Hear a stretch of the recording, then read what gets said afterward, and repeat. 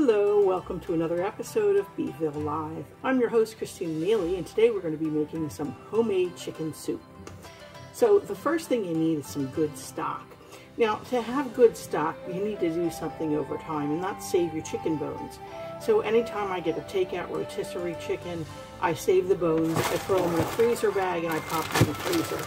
If I have any other kind of meat that I'm taking off the bone, I do the same thing. So these are chicken bones that I've had. I saved over time. When I get enough together, I make my chicken stock for my chicken soup.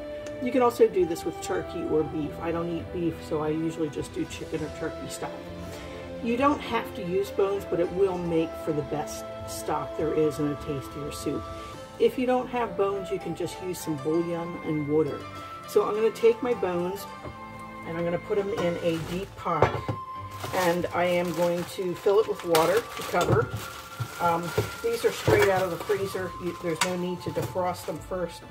As you can see, it's just the carcass that was left, some leg bones that the meat was picked off of. I generally like to do this on a trash day so I can get rid of my bones. That way they don't stink up the garbage. So I'm going to boil up my bones in here, and I'm going to save these bags so that when bones are finished cooking, I'll put my bones back in the bag and I'll just put them right out in the trash, and they'll be sealed, and that way it'll keep animals out of it. So I have about a pot full of bones. I'm going to fill it so that it's covered with water, and I'm going to put it on turn it on to high, and then I'm going to let it simmer for a couple hours until all the meat's off the bone, and then I'll show you what we're going to do next. Basically, we're going to dump the bones and the stock into a colander, into another container to take the bones out. It makes it easier to pick, and any meat that's left on the bone we'll be using for flavoring. So I'm going to boil that up, and I'll show you what it looks like when it's done.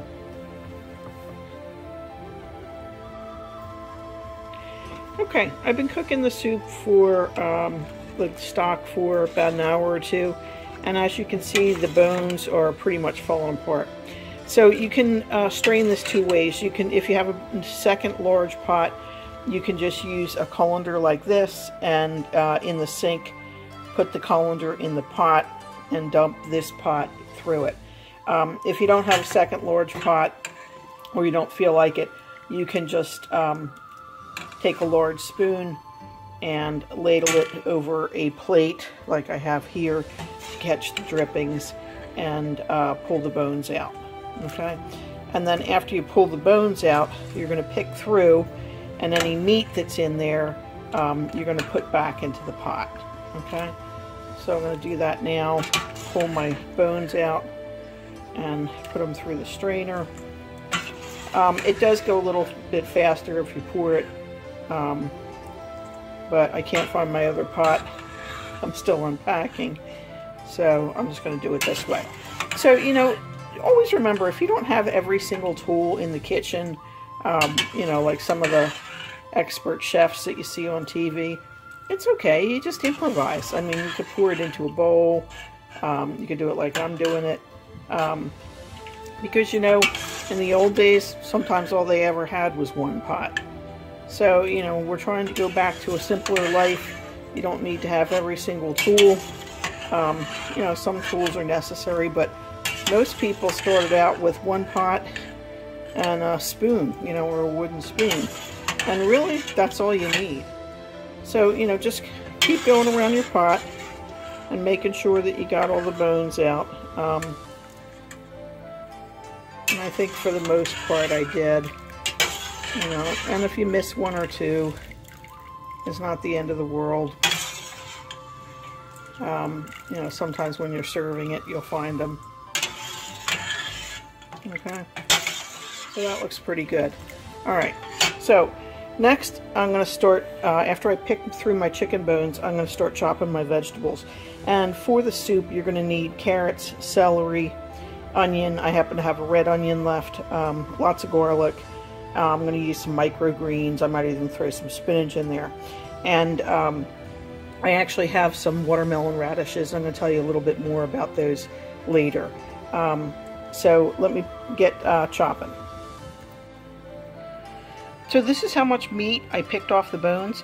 So even though the bones were bare and you would normally put them in the trash, that's almost a full chicken breast right there of picked meat. So there's no reason to add any other meat, and it's in little tiny bite-sized pieces, so we're going to add that right to the pot before we put our vegetables in.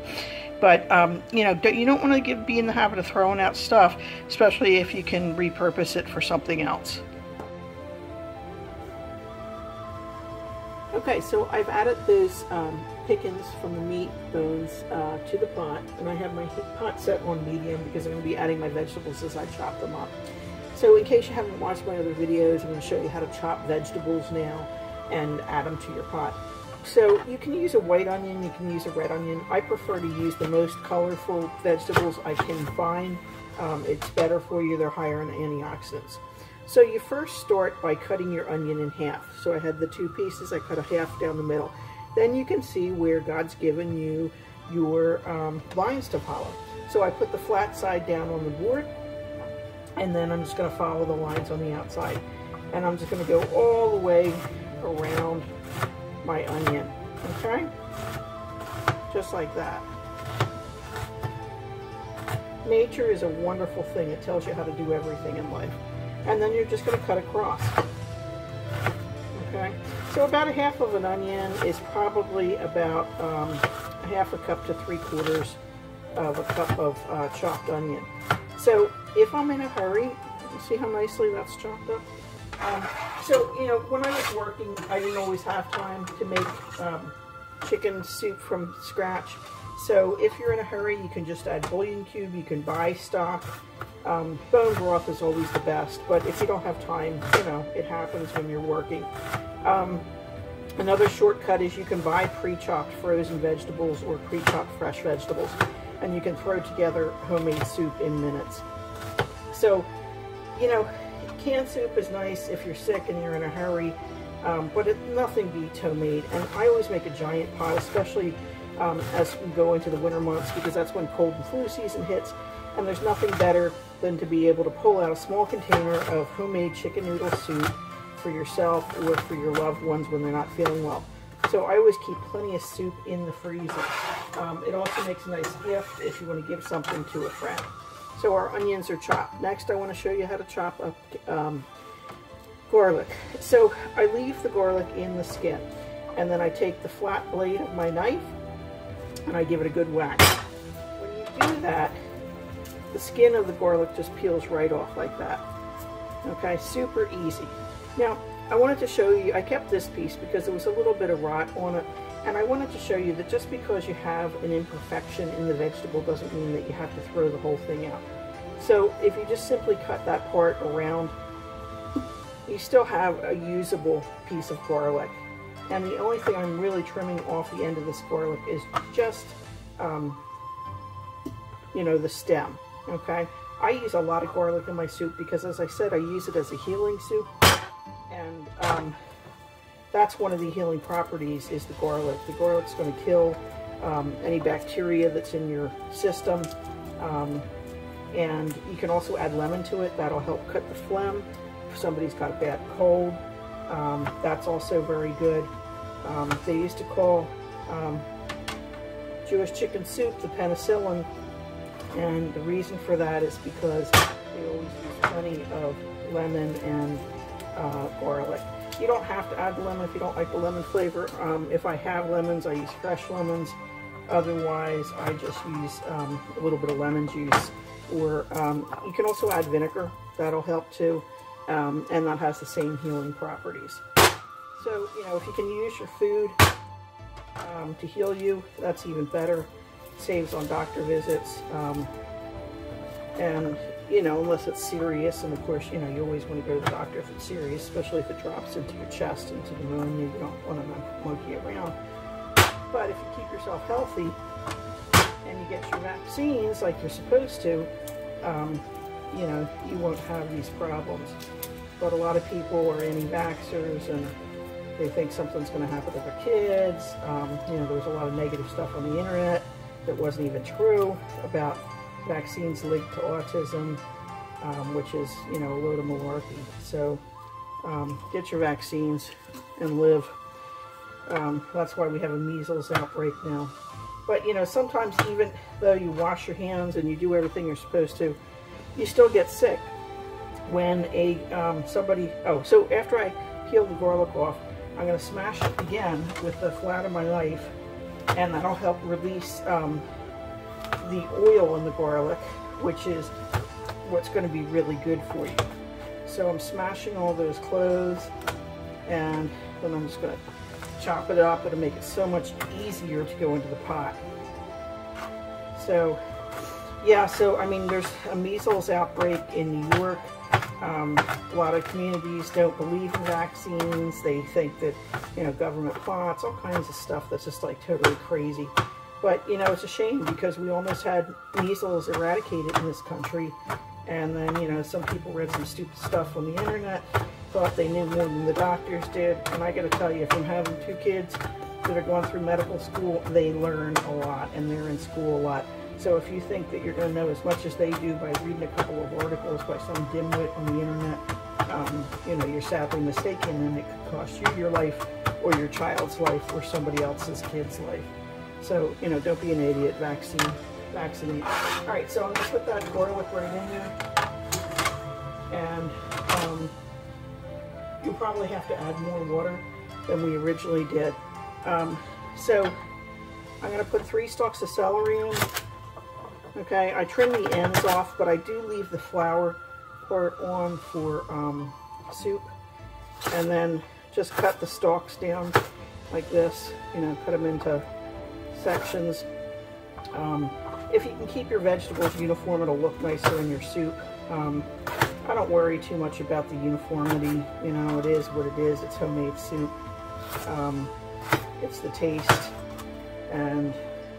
But I, you know, generally I cut my celery into 3 sections, and then I cut it the piece of the stalk into 4. Some of these are kind of pre-cut for you at the upper end, and you know, the chopping goes pretty quickly. Okay, so then I take a nice big handful that I've chopped down, and I chop across. Now, if you have fresh lemon, you can grate the rind. Just don't get the white part of the lemon in the soup, because that's what gives it its bitter flavor. I don't have fresh lemons today, so I may just add a splash of vinegar, apple cider vinegar to my soup. You only need about a tablespoon or 2, so just, you know, a little splash out of the jar is fine, or out of the bottle. Okay, so that's nicely chopped up. I'm going to add that to my pot, and it's simmering away. I got to overshot some of my vegetables. Get out of the way. I'll get that later.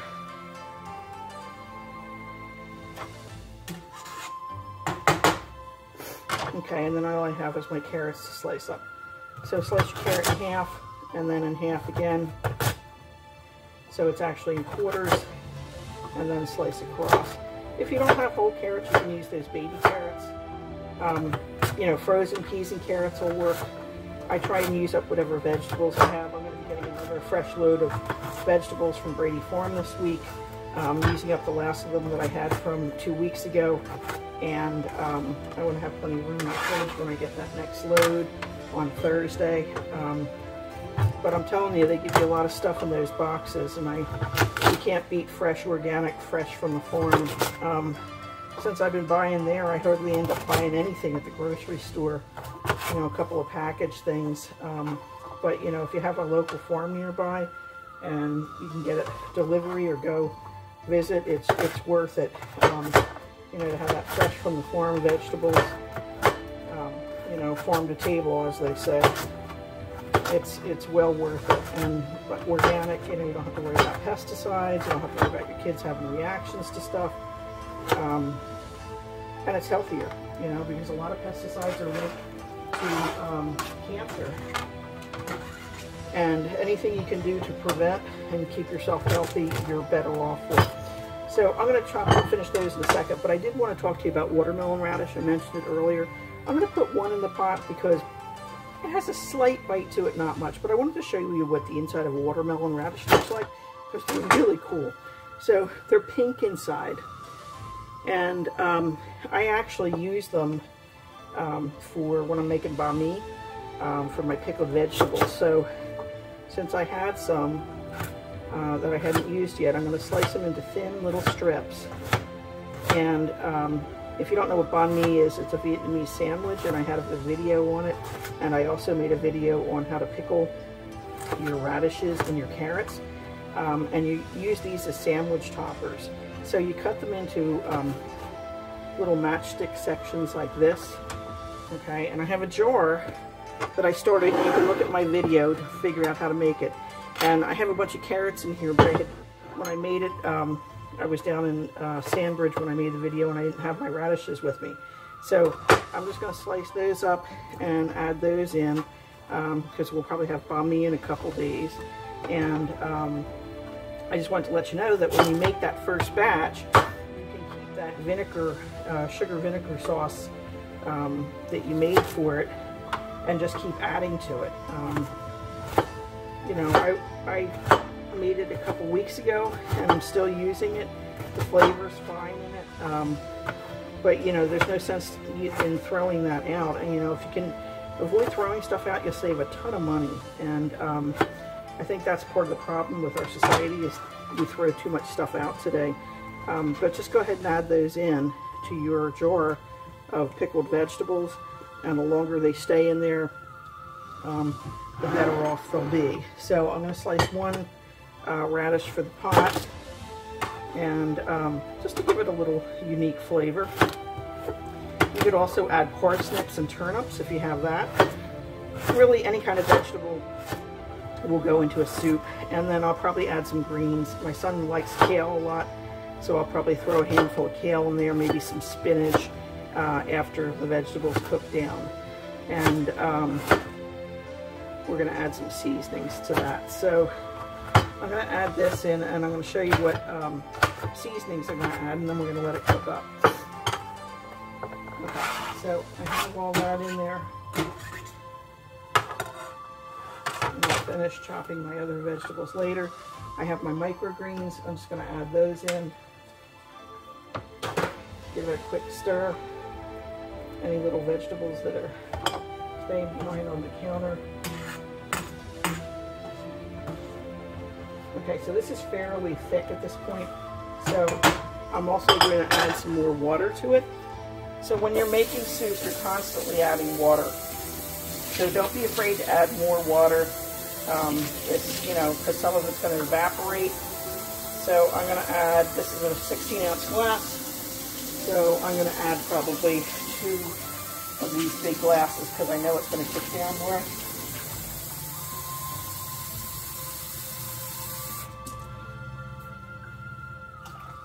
Alright, there. Now I'm ready to add my seasonings. So when you're cooking, sometimes you have to adjust your seasonings. But, you know, one thing with age comes wisdom, and you kind of get to know what you need to have. When you're first cooking, everything's a big mystery, and you're like, oh my gosh, I don't know what to add, I don't know how to make it taste good. But over time, you'll learn. So I always like to add turmeric to my soup, and it's good for your heart. And it makes it a beautiful, bright yellow, rich chicken color. So I'm adding about a teaspoon of turmeric. Okay? And to the turmeric, I'm going to add my cumin. They're my go-to seasonings. So I'm adding about half a teaspoon of turmeric. I'm also going to add paprika to my chicken soup. Anything with chicken and paprika is good. That's about a teaspoon. I have onion and garlic, so I don't need to add that. You can add some Italian seasonings to it. I always like to add a little bit of Italian seasonings to my soup. That's going to be your basil, your oregano. Thyme is very good in chicken soup also. Okay, and then I'm going to add some fresh ground pepper. And some cracked pepper is always very nice to have in there. That's about 1/4 of a teaspoon. You can add more to your taste. And then I'm going to add salt. You're going to need a fair amount of salt. Probably about a teaspoon of salt. I'll probably add like 1/2 a teaspoon now, and then I'll taste it later and see if it needs more. I always try and go with less salt if I can avoid it. And then I'm going to add, I think I actually have some lemon juice.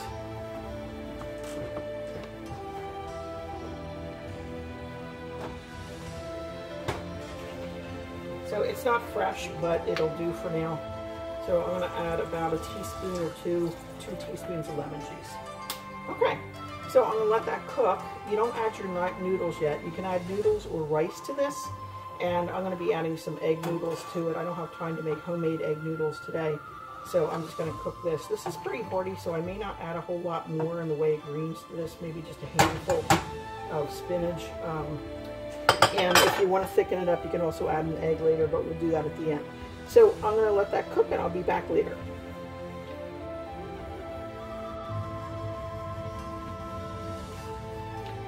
Okay, so my soup's been cooking away. It's been cooking for about an hour, and I can tell just by stirring that the vegetables have softened quite a bit. And the easiest way to do that is I just take a carrot and kind of smash it against the side of the pot, and if it breaks apart, then I know that my vegetables are cooked. So that means that we're ready for our noodles. If you're not going to add homemade noodles, I'm just adding, I guess these at Aldi's. Because of the size of the pot, I'm going to add about a half a bag of this. I decided I'm not going to add any more vegetables to it because the vegetables that I added is pretty thick and the pot won't hold anymore. So you're going to bring your heat back up to a medium-high. It's simmering right now, and the noodles do not take long to cook at all, not more than about 10 minutes. So it's almost dinner time, so I'm going to add my noodles right before I serve.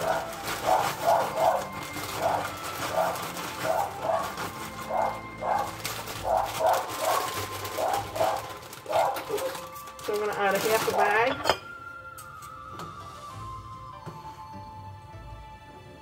And I'm going to bring that to a boil.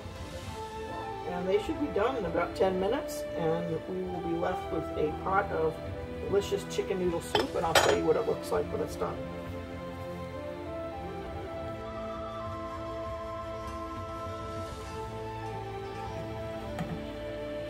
So there you have it. The vegetables have cooked down. I just added my noodles. They're going to take a few minutes to cook, and then you can serve it. You can serve this with some fresh garlic bread, which is what I'm going to do. I'll make some garlic bread after my noodles are cooked, and we will serve it up. So there you go, delicious homemade chicken soup.